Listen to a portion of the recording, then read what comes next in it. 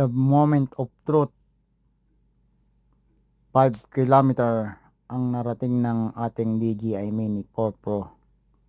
Mga kalipad, sinagad ko siya ng max altitude ng 120. Ayan. So, ang aking signal ay hindi nag-weak hanggang na-reach niya yung 5.28 kilometer. Ayan mga kalipad. Nagtagumpay tayo sa ating pag-test ng DJI Mini 4 Pro. Nakaabot siya ng 5 kilometer mahigit. Kaya nag-a-average siya ng 10 kilometer na mahigit mga kalipad. Ayan, kung nakikita nyo, diyan ko tines ang aking Mini 4 Pro na DJI mga kalipad. Kaya niya nga pala pag talagang isasagad mo ang drone sa taas ng 120. Naka normal mode lang ako dyan mga kalipad.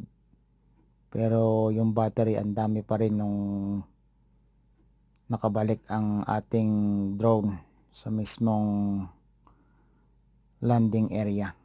Ayan. Nakaabot siya ng ganon kalayo. Akala ko hanggang 4 kilometer lang. Pero lampas pa ng isang kilometro.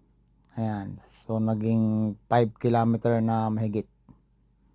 Ayan mga kalipad. Ganyan kagaling ang DJI Mini 4 Pro.